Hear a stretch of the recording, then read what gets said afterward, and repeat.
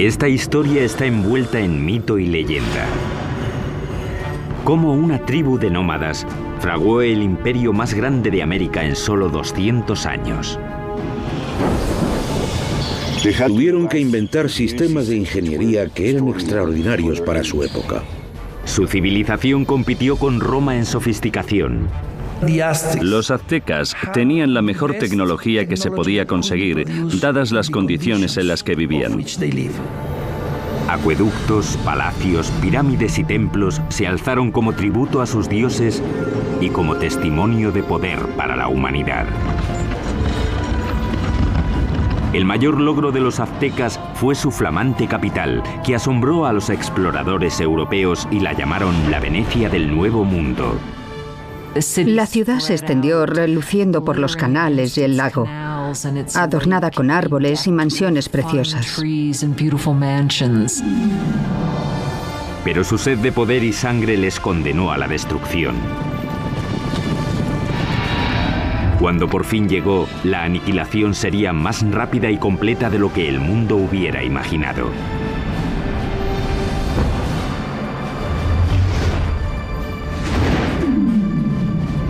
La construcción de un imperio, los aztecas. 1325 después de Cristo, centro de México, cerca de la Ciudad de México actual.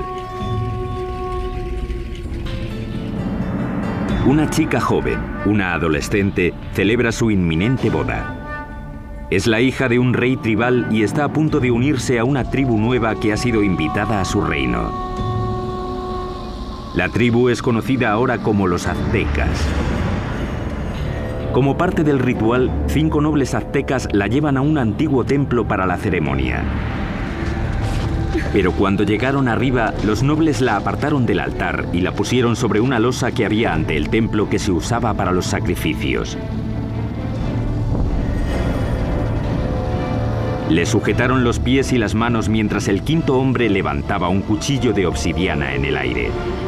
Con un movimiento rápido le abrió el pecho y extrajo el corazón que aún latía.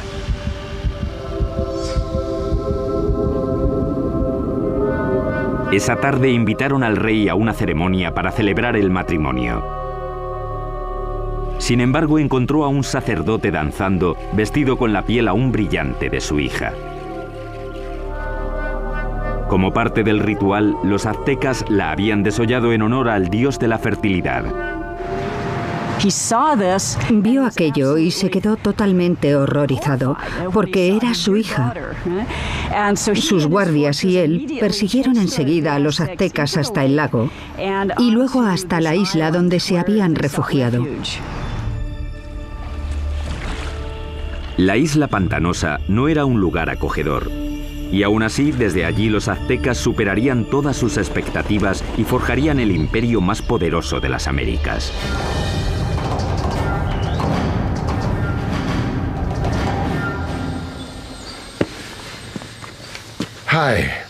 Hola, soy Peter Weller. Cuando pienso en los aztecas, pienso en gente elegante con unos bonitos adornos en el cuerpo y el pelo. Y pienso en una canción de Neil Young sobre Moctezuma y Cortés. Pero también pienso en cuchillos de obsidiana abriendo cavidades pectorales y en manos sacando corazones sangrantes y mostrándolos en alto. La mayoría de los sacrificios aztecas se hacían en un templo en la cima de una pirámide de piedra como esta. Los aztecas pensaban que sin esas ofrendas el sol dejaría de salir y el universo moriría. La historia azteca es una mezcla de hecho y mito, aunque sí sabemos que ese asesinato, con lo horrible que fue, no solo marcó el comienzo del imperio azteca, sino que literalmente marcó el lugar donde empezaría a surgir. La isla a la que los aztecas fueron desterrados tras el desastroso sacrificio de la princesa estaba en el lago Texcoco, el más grande de 5 lagos interconectados que cubren un valle de 65 por 112 kilómetros. Hoy en día este valle enorme y abierto rebosa lo que es la Ciudad de México moderna, una de las ciudades más grandes del mundo. Pero hace 700 años la isla estaba tan empantanada que nadie la había reclamado. Pero mientras miraban el lago, el líder azteca Tenoch anunció a sus seguidores que había visto un águila posada en un cactus en mitad del lago, una señal de los dioses de que habían encontrado su hogar. Llamarían a su ciudad Tenochtitlán. La vida fue dura para los aztecas los primeros años de Tenochtitlán, pero tenían una visión. La visión de una ciudad poderosa modelada en una ciudad antigua y legendaria a solo 40 kilómetros de allí. Llamaron a esta ciudad Teotihuacán o Ciudad de los Dioses. Teotihuacán fue una de las ciudades más impresionantes de la Mesoamérica precolombina. Era misteriosa. Sabemos poco de ella porque no hay escritos que corroboren lo que ocurría en esa gran ciudad. Ya estaba en ruinas hasta en la época azteca, pero creían que era el hogar de los dioses y el sitio donde nacía literalmente el mismísimo sol. El lugar que los aztecas más veneraban de Teotihuacán era una pirámide que se alzaba por encima de los árboles. Se llamaba la Pirámide del Sol. La enorme pirámide solar contiene 765.000 metros cúbicos de tierra y piedra con una base aproximadamente del mismo tamaño que la Gran Pirámide de Giza, en Egipto. Los aztecas creían que Teotihuacán fue diseñada a imagen del cosmos que crearon los dioses. Fue esa imagen la que intentarían reproducir en la construcción de su nueva ciudad, Tenochtitlán. El que aceptó el reto fue un jefe azteca llamado Acamapichtli. En 1376 se embarcó en un plan ambicioso para hacer una ciudad muy avanzada en Tenochtitlán. Pero había un problema. Las islas pantanosas en las que se instalaron requerían mucho trabajo. Cuando empezaran a construir cualquier cosa, empezaría a hundirse. Simplemente no había cimientos sobre los que construir. La solución azteca revolucionaría la arquitectura de las Américas. Empezaron anclando bien los edificios al suelo usando un sistema de pilares de madera. Los trabajadores cortaban estacas de 10 metros de largo por unos 8 o 10 centímetros de ancho. Luego las clavaban en el suelo blando para que sirvieran de cimientos. Los pilares se rodeaban a menudo de piedra volcánica para añadir fuerza. Entonces los albañiles podían hacer muros encima de esa base sin problemas. Consiguieron pilares de madera para sostener la infraestructura, los cimientos de las pirámides. El que no se hundiera ni se inclinara me parece una proeza de la ingeniería. Tenochtitlán era una ciudad-isla, pero los lagos circundantes eran poco profundos, no más de 2 metros en la mayoría de los sitios. Aquello parecía una metrópolis gigante flotando en una charca. Originalmente la única manera de llegar a la ciudad flotante desde tierra era en barco, pero los aztecas inventaron con el tiempo una serie de pasos elevados de hasta 14 metros de ancho que conectaban la ciudad flotante con las provincias de tierra firme.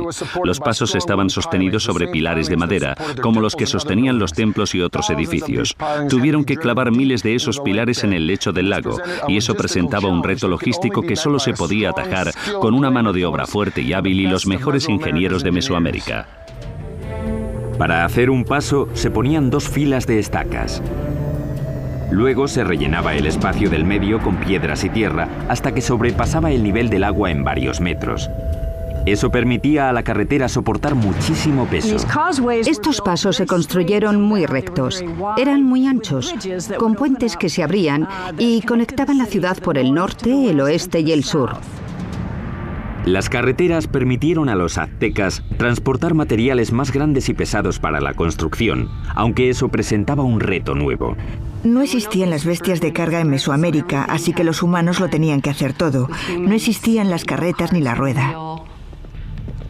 Las cargas pequeñas se llevaban a la espalda, sujetas con una cuerda que se ajustaba a la frente. Los objetos grandes, como los bloques de piedra o las esculturas de los templos, los arrastraban con cuerdas una gran cantidad de hombres, posiblemente usando troncos como rodamientos. Cuenta la leyenda que un bloque de piedra para un templo requería la fuerza de 1000 hombres para arrastrarlo desde las montañas de tierra firme por el paso y hasta la ciudad. Los pasos también ofrecieron a los aztecas una nueva forma de introducir agua potable en Tenochtitlán. Anteriormente, los aztecas transportaban el agua en canoas desde la orilla. Pero el gran crecimiento de la población les obligó a obtener una solución más avanzada para cubrir la demanda. Querían usar el agua de los manantiales de tierra, así que querían construir un acueducto. Pero los manantiales estaban bajo control de la tribu que dominaba la región, los despiadados tepanecas. Los tepanecas controlaban o dominaban todo el valle. Tenían un imperio muy fuerte y eran los señores. Así que los aztecas eran sujetos tributarios de ellos. Mientras crecía la población azteca, la tensión con los tepanecas empezó a surgir. Los aztecas decidieron dar un ultimátum que podría cambiar el equilibrio de poder en la región. La gente de Tenochtitlán no solo exigían a los tepanecas que les dieran el agua, sino que exigían que ayudaran a construir el acueducto. La respuesta de los tepanecas fue rápida y brutal. El rey tepaneca Maxtla envió asesinos que mataron al jefe azteca a sangre fría. Fue la gota final.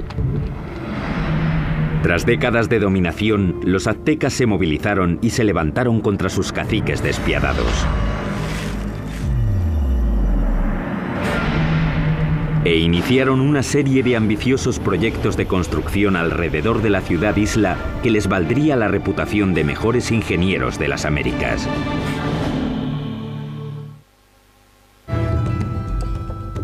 Corría el 1428 y los aztecas habían declarado la guerra a sus caciques, una tribu llamada tepanecas. Pero para ganar a los tepanecas necesitarían una ayudita de sus vecinos. Los aztecas acudieron a la cercana ciudad-estado de Texcoco. Allí un jefe decisivo estaba ascendiendo. Se llamaba Nezahualcóyotl, y su liderazgo dominante sería crucial en la creación del imperio azteca. Con Nezahualcóyotl de su parte, los dominados aztecas se lanzaron a la yugular. Lanzaron un ataque total contra la capital tepaneca. Tras un sitio de más de 100 días, rompieron las defensas tepanecas y masacraron a sus opresores.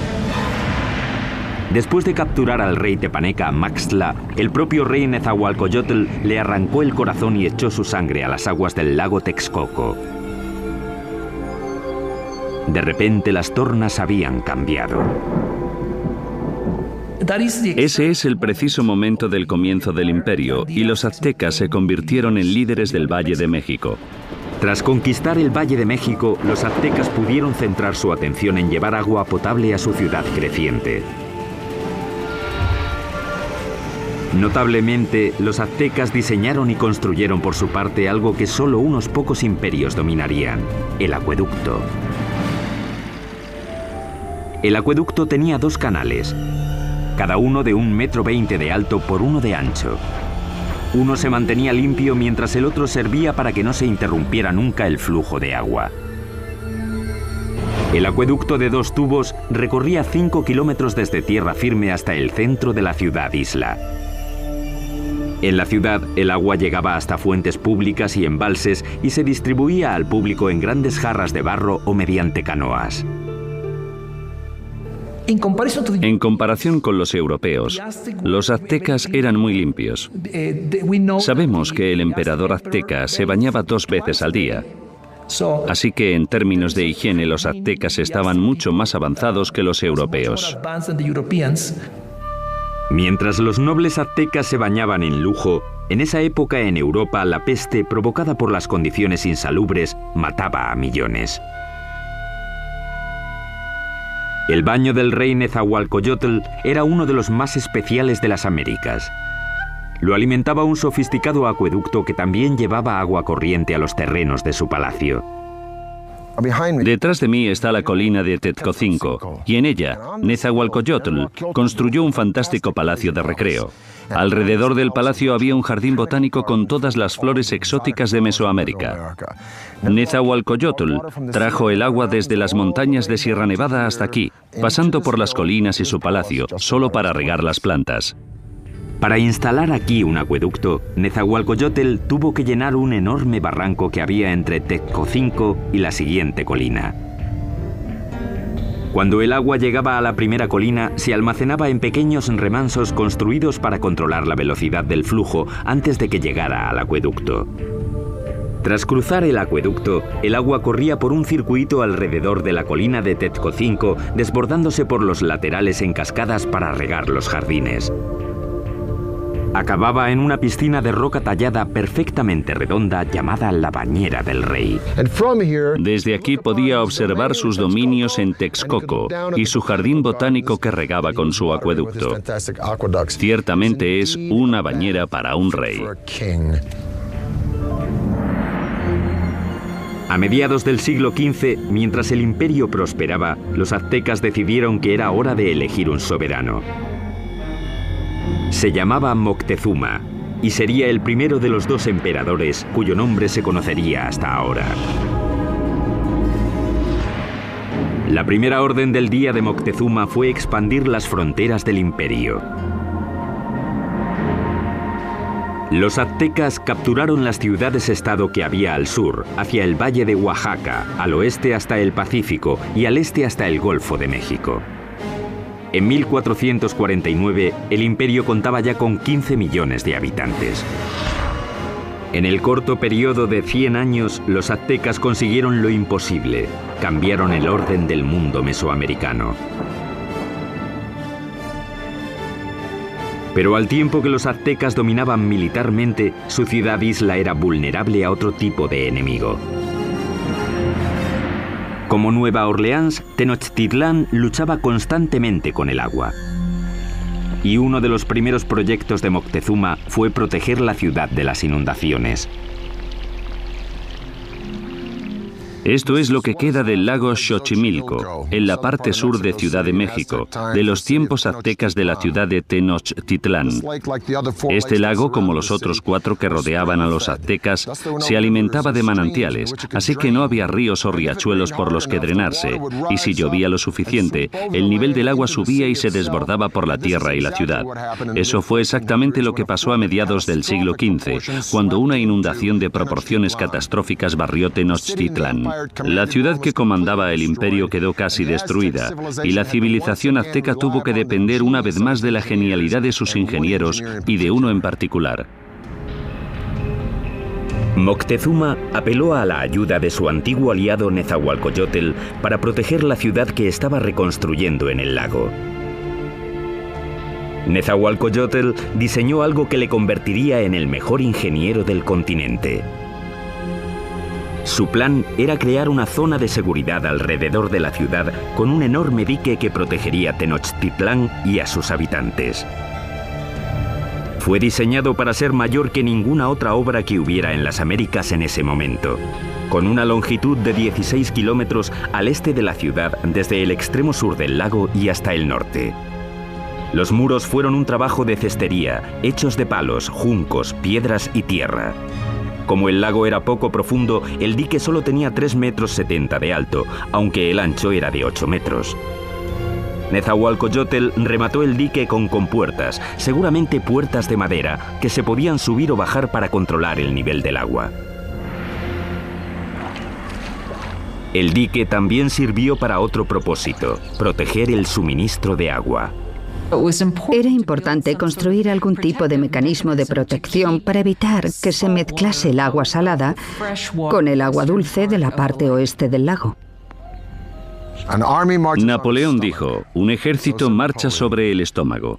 Es fácil suministrar comida de sobra para los civiles durante el desarrollo crítico de cualquier civilización, pero los aztecas perfeccionaron un método único no solo para proporcionar mucha comida al pueblo civil, sino para impulsar la expansión militar del imperio. Esta solución revolucionaria se llamó chinampas, un sistema que les permitió crear literalmente tierra nueva para cultivar y para vivir.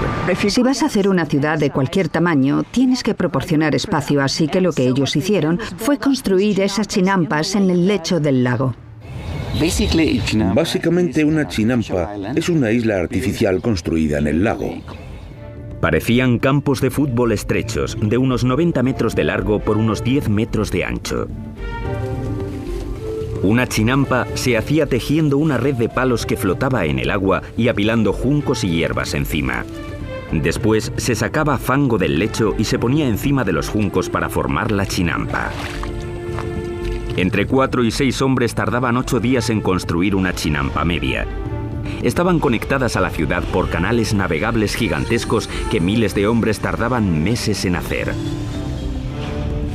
Una chinampa como esta podía producir hasta 7 cosechas al año, mientras que un agricultor en tierra firme podía cosechar 1, 2 o quizá 3 veces como mucho. Cuando una cosecha estaba lista para que la recogieran en una chinampa, los brotes de la siguiente ya estaban saliendo del fango que estaba extendido en un barco adyacente a la chinampa. Entonces, cuando los brotes estaban listos, se llevaban a la chinampa y el ciclo se repetía una y otra vez en cientos de chinampas. Fue esta tecnología lo que hizo que Tenochtitlán pasara de ser una ciudad tribal más en el siglo XIV a una ciudad-estado dominante y próspera. Con la infraestructura de la ciudad lista y enormes tierras bajo su control, los aztecas extendieron las fronteras de su imperio más que nunca. Crearon una red de carreteras muy extensa, superautopistas aztecas. Pero al tiempo que el imperio crecía, también lo hizo la práctica de sacrificios humanos. Muy pronto ríos de sangre corrían por las calles de Tenochtitlán.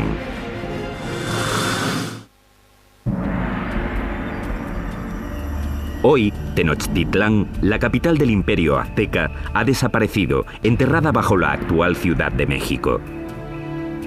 Pero hace 700 años era una capital brillante en ascenso, construida por ingenieros avanzados y liderada por emperadores exuberantes. A finales del siglo XV, la demografía azteca había explotado. Su siguiente gran emperador lanzaría una serie de conquistas que competirían con cualquiera de la historia. Se llamaba Ahuizotl y demostraría que era incluso mejor guerrero que su abuelo, Moctezuma. Para el año 1502, Ahuizotl había conquistado territorios desde la costa pacífica de México y había conseguido que el imperio llegara muy al sur, a Guatemala. Su reinado fue como una edad de oro. Él fue el rey que abrió las rutas de transporte a las zonas costeras y las tierras bajas donde los aztecas tenían sus mayores lujos. Todas las plumas brillantes, el oro, las piedras preciosas que los nobles y soberanos lucían como parte de su estatus, venían de allí. Para transportar riquezas al corazón del imperio, los aztecas construyeron una red de superautopistas que cruzaban México central. Corredores de relevo se apostaban cada 8 kilómetros para crear una especie de UPS antigua. Se podían enviar mensajes o bienes desde la costa del Golfo hasta Tenochtitlán, a 320 kilómetros en solo 24 horas, más rápido que el servicio postal actual. Con el imperio en su esplendor, los aztecas de Ahuizotl se embarcaron en el mayor proyecto de construcción, una enorme pirámide en el mismo centro de Tenochtitlán, el símbolo del poder absoluto. Se la llamó Templo Mayor. La base de la pirámide tenía 75 metros de fondo por 100 metros de ancho y se elevaba a una altura de 15 pisos. Había al menos 117 escalones en 2 escaleras que subían 60 metros y que llevaban a 2 templos en honor a los dioses de la lluvia y de la guerra. El templo se reconstruyó en el mismo lugar 7 veces, comenzando en 1325 con la fundación de la ciudad. La pirámide crecía al tiempo que lo hacía el imperio. Cada piso simplemente se añadía encima del piso anterior. El templo mayor se construyó principalmente con una piedra llamada tezontle, que es volcánica y pesa muy poco. Eso evitaba que el templo se hundiera. Para los suelos y paredes, los aztecas aplicaron un revoque de cal, que era una especie de cemento. Algunos ejemplos encontrados hoy son tan duros como el cemento moderno, incluso después de 500 años. Los albañiles aztecas trabajaron durante décadas para completar su monumento a los dioses. El templo estuvo enterrado hasta 1978, cuando la compañía eléctrica cavó una zanja y descubrió accidentalmente una enorme piedra tallada y las ruinas del templo con ella. El disco tiene 3,5 metros de diámetro, pesa 20 toneladas y representa el cuerpo desmembrado de la diosa Coyolxauhqui. Coyolxauhqui era la diosa de la luna, y su hermano la mató porque se quedó embarazada de una forma vergonzosa. Los aztecas no eran nada mojigatos. De hecho, los nobles tenían muchas mujeres y concubinas. Pero entre el populacho, sobre todo las mujeres, el adulterio estaba prohibido y se castigaba severamente, a menudo con la muerte. Según la leyenda, el hermano de la diosa de la luna le cortó la cabeza y tras decapitarla tiró el cuerpo por una colina. Los aztecas representaban este asesinato literalmente y a menudo en festivales durante todo el año. Decapitaban a sus víctimas en la cima de la pirámide y luego tiraban los cuerpos por las escaleras hasta la gran piedra de abajo. Para los romanos, el tesoro más preciado era el oro. Para los egipcios era el más allá. Para los aztecas era la sangre humana.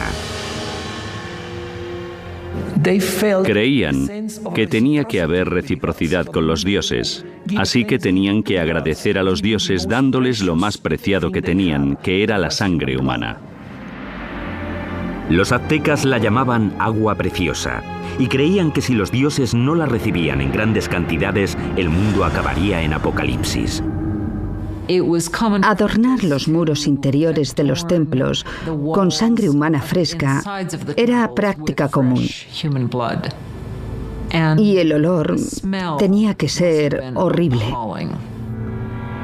Para dedicar su expansión del gran templo, el emperador Azhuitzotl hizo un sacrificio en masa. Las cabezas de las víctimas se expusieron con orgullo en estantes alrededor del templo. Según las crónicas, dicen que sacrificaron a 20.000 personas. Desde un punto de vista práctico y desde un punto de vista científico, parece imposible. Así que creo que la crónica, que la escribieron fuentes españolas, quería decir que a sus ojos había muchos. Durante el reinado de Azhuitzotl, las sangrías se dispararon. La vida en Tenochtitlán se convirtió en una orgía de muerte. Llevaban tanto a amigos como a enemigos para presenciar los sacrificios. Siempre eran sacrificios rituales, siempre son eventos, pero también eran declaraciones políticas, una forma de intimidación. En el momento de la muerte de Azhuitzotl, los aztecas habían institucionalizado los sacrificios y habían convertido los asesinatos en el campo de batalla en un arte. Eran los guerreros más feroces de América, una élite que tendría un espectacular templo dedicado. Pero ni siquiera ellos estaban preparados para la guerra de los mundos que les iba a caer encima.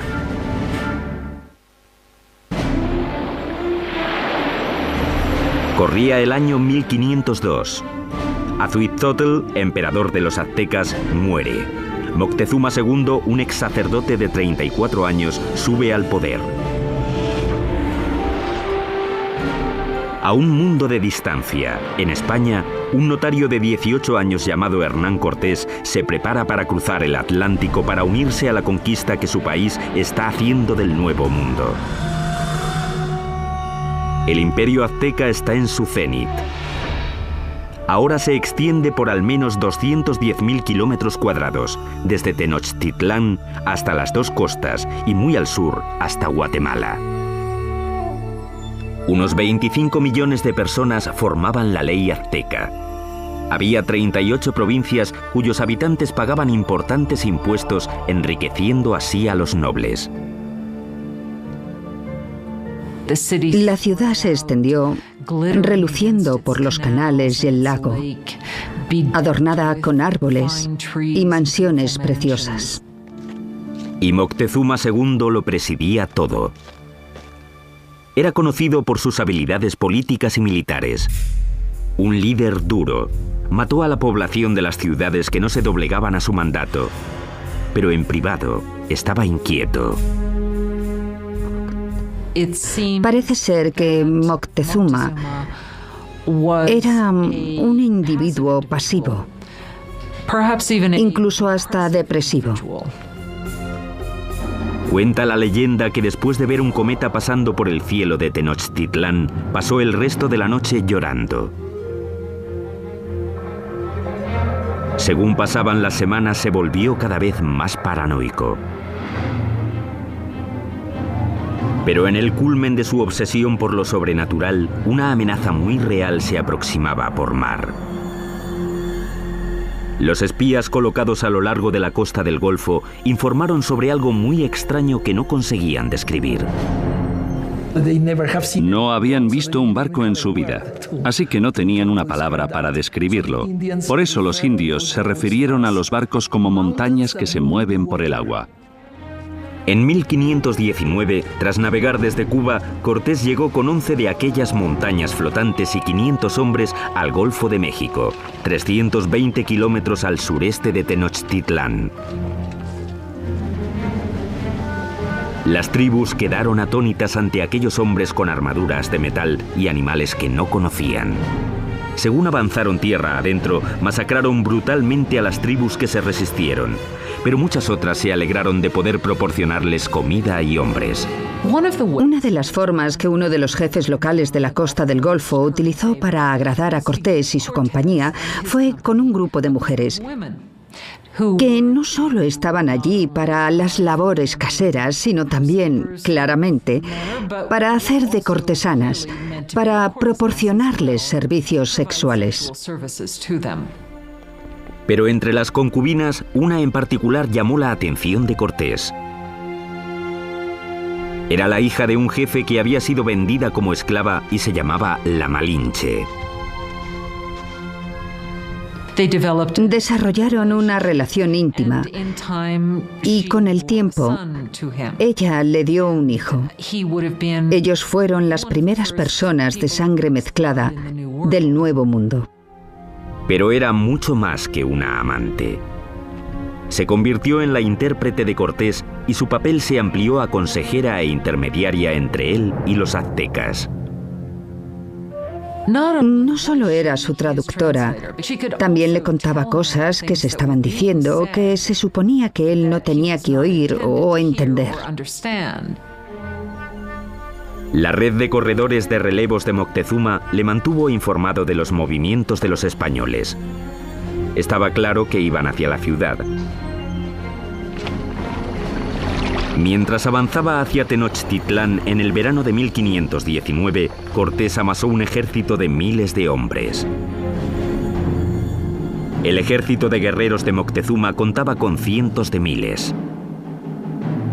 Iban vestidos de animales en el campo de batalla para intimidar a sus rivales. Parte de ello era espectáculo. Los guerreros llevaban distintos trajes increíbles. Los guerreros más importantes eran los caballeros, vestidos de jaguares y águilas. Los caballeros aztecas se iniciaban en sus órdenes con ceremonias sagradas en templos especiales como este. Este es el templo Cueva de Malinalco, uno de los 6 templos de esta remota ladera a unas horas al sur de Ciudad de México. Moctezuma lo terminó en el año 1502, poco después de su coronación. En Europa, Miguel Ángel estaba esculpiendo el David en la República de Florencia. Pero mientras Miguel Ángel tallaba el David, los aztecas extraían este templo directamente de la ladera de la montaña. Y es el único templo en todo el hemisferio occidental construido de esta forma. Al final de las escaleras de Coalcali se encuentran las esculturas de dos jaguares. A los lados de las puertas yacen los restos de dos guerreros. La puerta representa la boca abierta de una serpiente gigante. Literalmente se puede ver la lengua saliendo del templo. Los aztecas creían que esta era la entrada al centro de la tierra. Los guerreros privilegiados venían aquí, entraban en la sala con esculturas de águilas, les perforaban la nariz y ofrecían sangre en sacrificio para Huitzilopochtli, el dios de la guerra. Pero esta no sería, ni mucho menos, la última vez que los guerreros aztecas vendrían a dar su sangre. El primer encuentro entre Cortés y Moctezuma sería pacífico. Pero el conquistador sabía que un choque enorme y sangriento entre el viejo mundo y el nuevo mundo tendría lugar pronto. Y la aniquilación que tuvo lugar sería uno de los acontecimientos más aterradores de la historia de las Américas.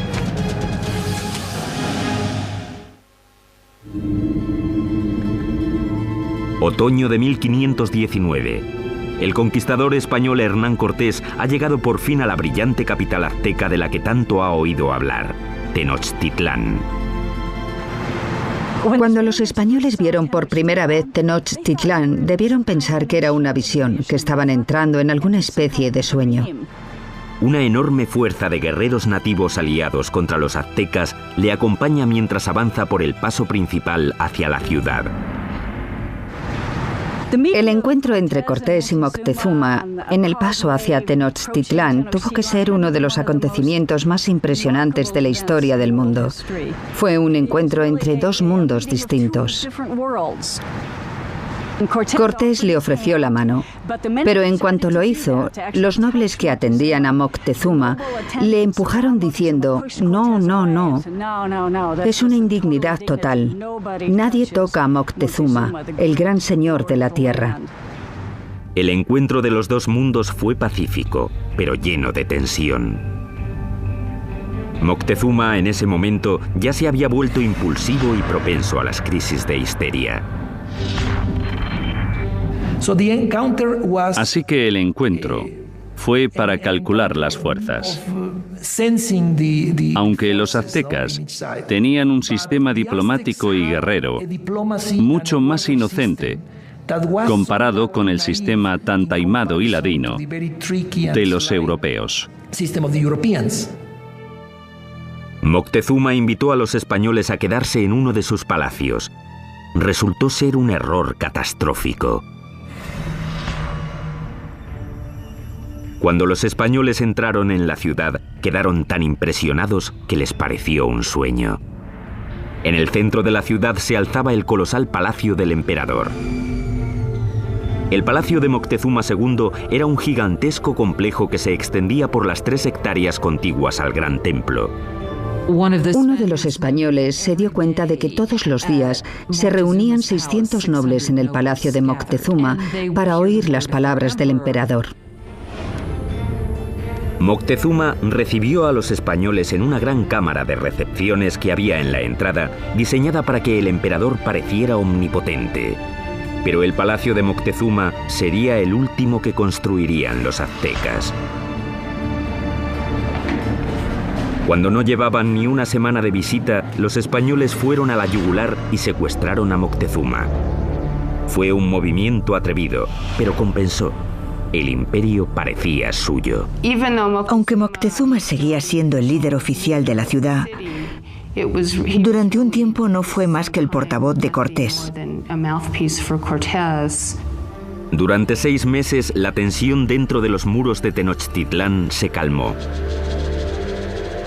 Entonces, en la primavera de 1520, todo cambió. Una mañana, unos soldados españoles interrumpieron un sacrificio sagrado y mataron a los participantes. El acto desencadenó un alzamiento. Para los aztecas, los españoles habían cometido un sacrilegio inefable. La ciudad quedó sumida en el caos cuando los aztecas marcharon al palacio de Moctezuma. Moctezuma intentó subir a la cima del palacio, hablar con la gente y calmarlos, pero ya no aguantaron más. Moctezuma se había convertido en la marioneta de los españoles, una traición tan enorme a los ojos de su pueblo que le lapidaron y tiraron flechas. Poco después tiraron el cuerpo sin vida de Moctezuma por las escaleras del palacio. Nunca sabremos si murió a manos de los españoles o por las heridas que le infligió su propio pueblo. Y los españoles decidieron que sería un buen momento para irse de la ciudad. La noche del 30 de junio de 1520, los españoles intentaron escapar aprovechando la oscuridad. Pero no quieren deshacerse de las cosas que han cogido y arrastran el peso de todo lo que quieren llevarse. Fueron presas fáciles para los guerreros aztecas que les atraparon en el paso. Los cuerpos se apilaron rápidamente en el agua. 400 españoles fueron masacrados junto a miles de sus aliados indios. Esa escapada ha llegado a llamarse la Noche Triste. Cortés y unos pocos más consiguieron escapar con vida. Los españoles acabarían destruyendo la brillante ciudad de Tenochtitlán. Empezarían cortando la línea vital de la ciudad, el acueducto.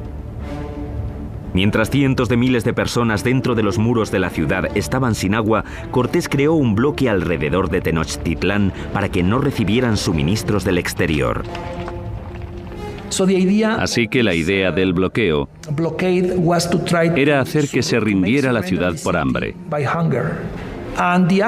Pero los aztecas tenían muchísima resistencia y no sería fácil vencerlos. Y lo que decidieron hacer fue lanzar un ataque por tierra y por mar. Durante siglos, el lago que rodeaba Tenochtitlán había constituido una barrera contra los invasores, pero Cortés encontraría una forma de evitarla. Hizo que miles de sus aliados indios transportaran los barcos en piezas atravesando las montañas para montarlas y lanzarlas al lago. Mayo de 1521. Cortés lanza su gigantesco ejército en un ataque final y decisivo contra Tenochtitlán. 600 españoles, incluyendo 100 caballeros y hasta 50.000 aliados indios, se enfrentaron a los defensores aztecas de la ciudad sobre los pasos.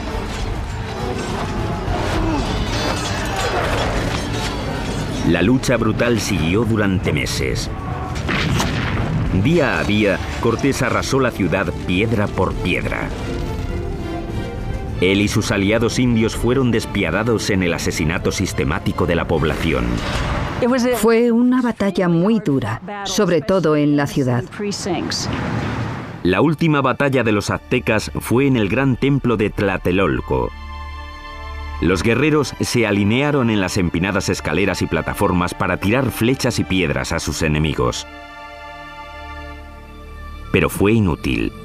El 13 de agosto, el último líder azteca, Cuauhtémoc, fue capturado y se rindió ante Cortés. Y eso solo fue el principio.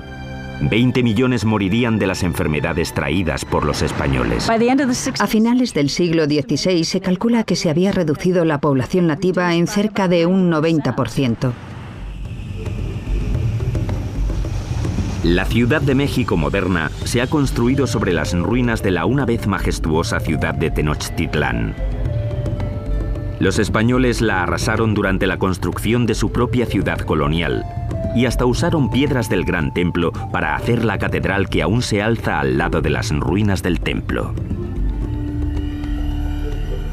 El imperio azteca se esfumó y con él un legado de increíbles logros de la ingeniería. Ha quedado claro, por sus sofisticados sistemas de urbanismo, agricultura y suministro de agua, que los aztecas se alzaron entre los grandes imperios más avanzados del mundo. El templo excavado de Malinalco es uno de los logros aztecas más impresionantes que los españoles no destruyeron. Sitios impresionantes como este obligan a hacer la pregunta: ¿cómo sería México hoy si los españoles no hubieran venido? Soy Peter Weller para el canal Historia.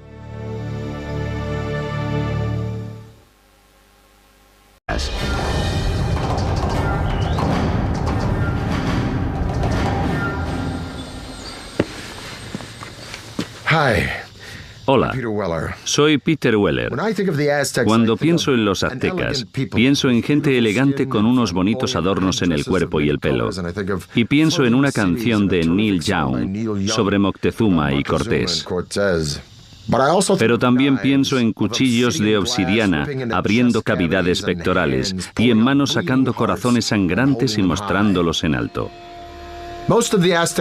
La mayoría de los sacrificios aztecas se hacían en un templo en la cima de una pirámide de piedra como esta. Los aztecas pensaban que sin esas ofrendas el sol dejaría de salir y el universo moriría.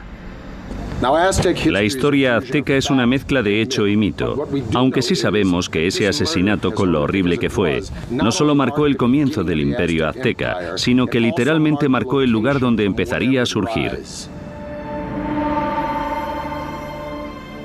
La isla a la que los aztecas fueron desterrados tras él. Le sujetaron los pies y las manos mientras el quinto hombre levantaba un cuchillo de obsidiana en el aire. Con un movimiento rápido le abrió el pecho y extrajo el corazón que aún latía.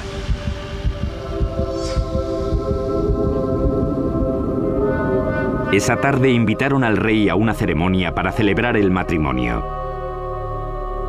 Sin embargo, encontró a un sacerdote danzando, vestido con la piel aún brillante de su hija. Como parte del ritual, los aztecas la habían desollado en honor al dios de la fertilidad. Vio aquello y se quedó totalmente horrorizado, porque era su hija. Sus guardias y él persiguieron enseguida a los aztecas hasta el lago y luego hasta la isla donde se habían refugiado. La isla pantanosa no era un lugar acogedor. Y aún así, desde allí los aztecas superarían todas sus expectativas y forjarían el imperio más poderoso de las Américas.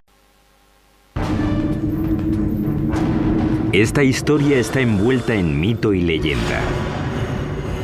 Cómo una tribu de nómadas fraguó el imperio más grande de América en solo 200 años.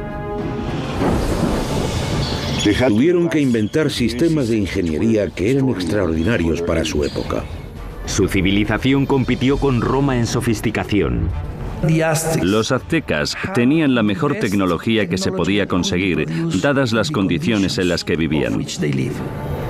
Acueductos, palacios, pirámides y templos se alzaron como tributo a sus dioses y como testimonio de poder para la humanidad.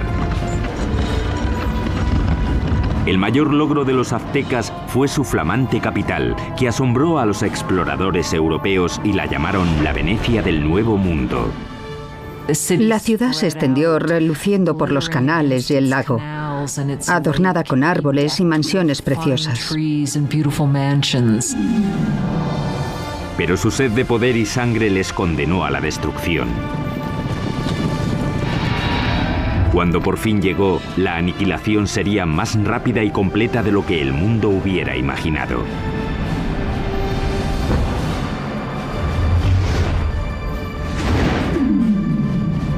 La construcción de un imperio, los aztecas.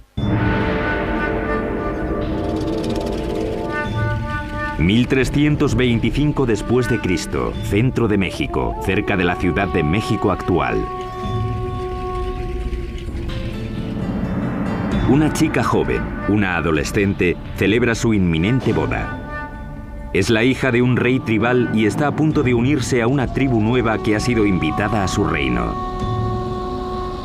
La tribu es conocida ahora como los aztecas. Como parte del ritual, 5 nobles aztecas la llevan a un antiguo templo para la ceremonia. Pero cuando llegaron arriba, los nobles la apartaron del altar y la pusieron sobre una losa que había ante el templo que se usaba para los sacrificios. El desastroso sacrificio de la princesa estaba en el lago Texcoco, el más grande de 5 lagos interconectados que cubren un valle de 65 por 112 kilómetros. Hoy en día este valle enorme y abierto rebosa lo que es la Ciudad de México moderna, una de las ciudades más grandes del mundo. Pero hace 700 años la isla estaba tan empantanada que nadie la había reclamado. Pero mientras miraban el lago, el líder azteca Tenoch anunció a sus seguidores que había visto un águila posada en un cactus en mitad del lago, una señal de los dioses de que habían encontrado su hogar. Llamarían a su ciudad Tenochtitlán.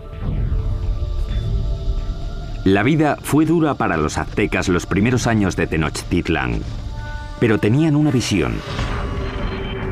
La visión de una ciudad poderosa modelada en una ciudad antigua y legendaria a solo 40 kilómetros de allí. Llamaron a esta ciudad